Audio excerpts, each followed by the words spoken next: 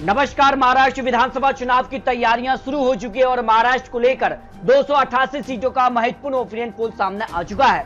लोकसभा चुनाव के बाद जनता का मन विधानसभा चुनाव में किसका साथ दे सकता है, इसको लेकर महत्वपूर्ण आंकड़े और महाराष्ट्र सरकार ने अब नई नई योजनाएं आई हैं, जिनमें लाला भाई स्कीम के तहत यहाँ पर युवाओं को बड़ी सौगात देने का यहाँ पर काम सरकार करने जा रही है। तो एक बार फिर से महाराष्ट्र में बीजेपी विशेष यहाँ पर उद्धव गुट आमने सामने होंगे। हालांकि 2019 में एक साथ चुनाव लड़ा था, लेकिन अब जिस कार के आंकड़े हैं, एक तरफ एनडीए है तो एक तरफ इंडिया गठबंधन की सीधी टक्कर में कौन आगे दिखाई दे रहा है। लेकिन लाडला स्कीम के तहत महाराष्ट्र में क्या बड़ा उलटफेर होगा, क्या मध्य प्रदेश की तर्ज पर इसको कहीं ना कहीं युवाओं के लिए एक बड़ा मौका की तरह देखा जा रहा है, इसको लेकर बड़ी योजना सामने आ रही है। तो महाराष्ट्र में लाडला भाई स्कीम के तहत है यहाँ पर युवाओं के लिए सीधे तौर पर जिनकी आयु 18 से 35 वर्ष है और ऐसे युवाओं के लिए जिन्होंने 12वीं पास किए तो 6,000 रुपए यहाँ पर माह के तौर पर देने का काम सरकार करने जा रही है।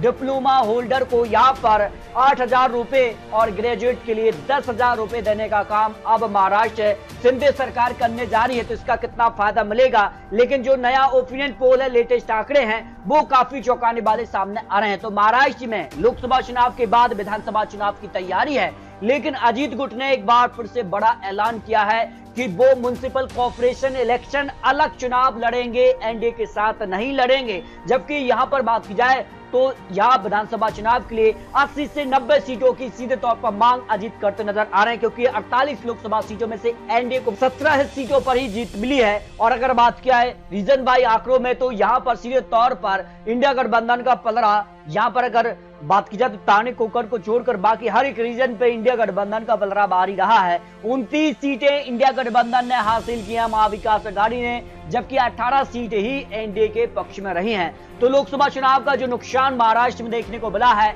इस दौरान भारतीय जनता पार्टी ने महाराष्ट्र को लेकर नई रणनीति बनाई है। यहाँ अगर बात की जाए तो सबसे बड़ी पार्टी महाराष्ट्र में यहाँ पर 13 सीटें कांग्रेस पार्टी ने जीत हासिल की है, वही 9 सीटों पर भारतीय जनता पार्टी ने, जबकि शिवसेना उद्धव गुट ने 9 और 8 सीटें एनसीपी ने हासिल की हैं।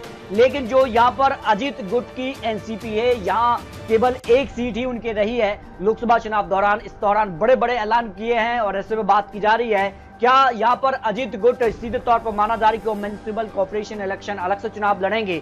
लेकिन जिन सीटों पर बात की जाए तो लोकसभा चुनाव दौरान जो यहाँ विधानसभा के लिए जो तैयारी थी और विधानसभा में किसका पलड़ा भारी रहा था, इन 48 लोकसभा सीट दौरान तो 63 सीटें कांग्रेस ने यहाँ पर पलड़ा भारी रहा, जबकि शिवसेना उद्धव गुट ने 57 सीटें, एनसीपी शरद पवार 34 सीटों पर आगे दिखे। लोकसभा चुनाव दौरान कुल मिलाकर 154 सीटों पर जो है इंडिया गठबंधन आगे रहा, जबकि बात की जाए भारतीय जनता पार्टी 80 सीटों पर सबसे ज्यादा आगे दिखी। शिवसेना यहाँ 39 सीटें, 6 सीटें एनसीपी और यहाँ पर 1 सीट आरएसपी के पक्ष में दिखी। इस तरह से 127 सीटों पर एनडीए यहाँ पर आगे रहा। इस तरह से अगर बात की जाए तो लोकसभा चुनाव के बाद विधानसभा चुनाव की तैयारी है और जो ओपिनियन पोल लेटेस्ट है, बड़ी एजेंसियों के अंदर तौर पर इंटरनल सर्वे सामने आ रहा है। इसमें अगर बात की जाए तो नंदुरबार की 4 सीटों में से महाविकास अघाड़ी को 3 सीटें मिल सकती हैं, महायुति एनडीए को 1 सीट और इनके पक्ष में 0 सीट की संभावना दिखाई दे रही है। धुले की 5 सीटों में से महाविकास अघाड़ी को 3 सीटें मिल सकती हैं, महायुति यानी एनडीए को भारतीय जनता पार्टी का जो गठबंधन है उसको 2 सीटें हैं, अन्य के पक्ष में 0 सीट की संभावना दिखाई दे रही है।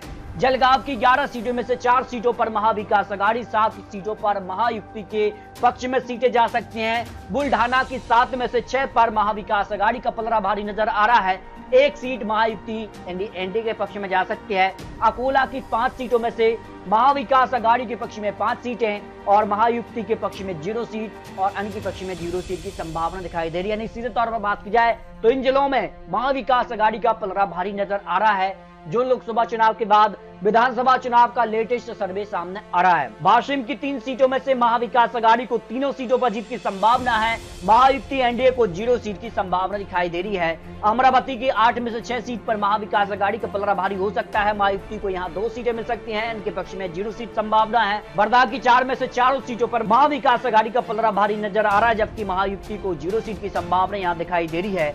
नागपुर की 12 में से 8 पर महाविकास अघाड़ी और 4 सीटों पर महायुति को जीत की संभावना। विधानसभा चुनाव को लेकर जो लेटेस्ट इंटरनल सर्वे सामने आ रहा है, भंडारा की 3 में से 3 सीटों पर महाविकास अघाड़ी का पलड़ा यहाँ पर भारी हो सकता है।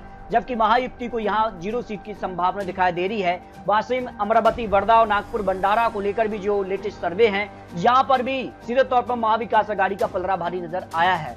गोंदिया की 4 सीटों में से चारों सीटों पर महाविकास आघाड़ी की जीत की संभावना है। महायुति को यहां पर 0 सीट आ सकती है, जबकि गढ़चिरौली की 3 में से 2 सीट पर महाविकास आघाड़ी और 1 सीट पर महायुति की जीत की संभावना दिखाई दे रही है।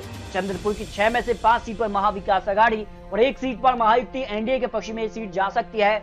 यवतमाल की 7 में से 5 पर महाविकास आघाड़ी का पलड़ा भारी नजर आ रहा है। 2 सीटों पर महायुति एनडीए को जीत की संभावना यहाँ दिखाई दे रही है। अन्य के पक्ष में यहाँ पर 0 सीट की संभावना दिखाई दे रही है।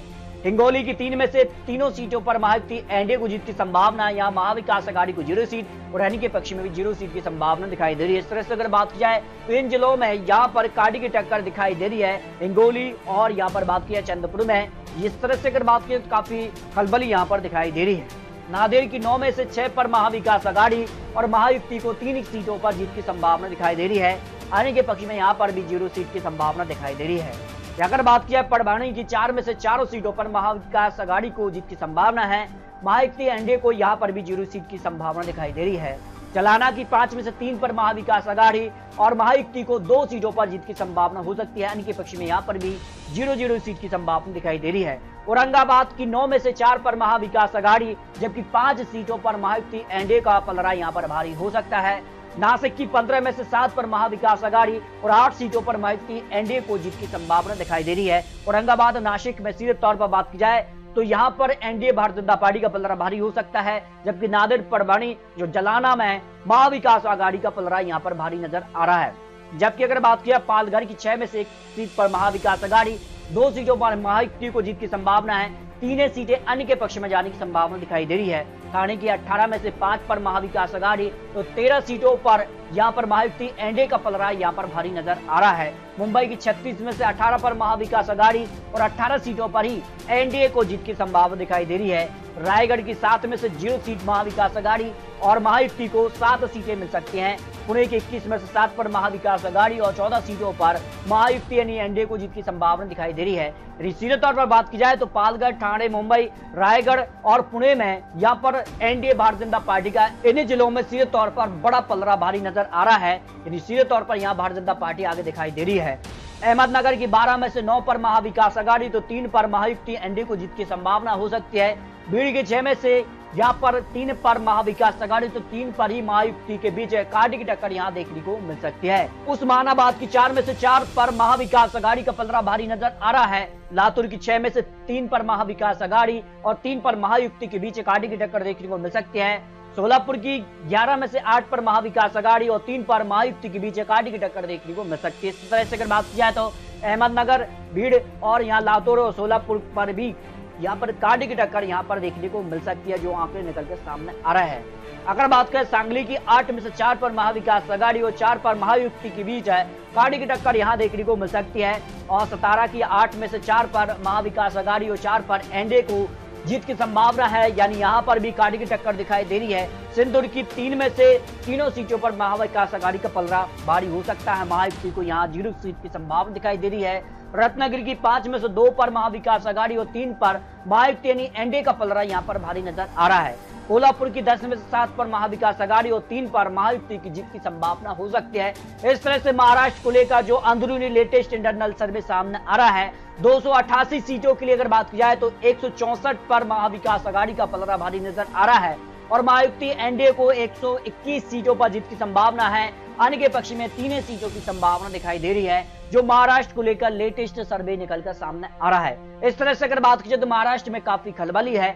लोकसभा चुनाव के बाद विधानसभा चुनाव की तैयारी है, कई बड़ी योजनाएं आ रही हैं, लेकिन महाराष्ट्र में क्या कुछ आंकड़ा बनेगा, महाराष्ट्र में गठबंधन का स्वरूप क्या होगा, ये महाराष्ट्र में हार और जीत के महत्वपूर्ण बन जाता है।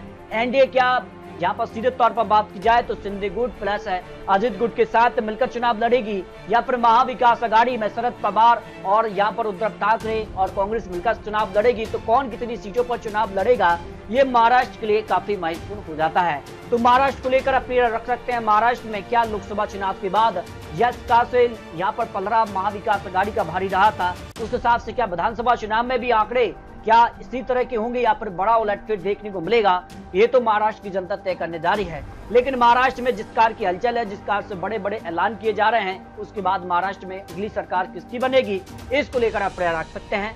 मिलते हैं और लेटेस्ट और महत्वपूर्ण विश्लेषण के साथ, तब तक के लिए जय हिंद, जय भारत।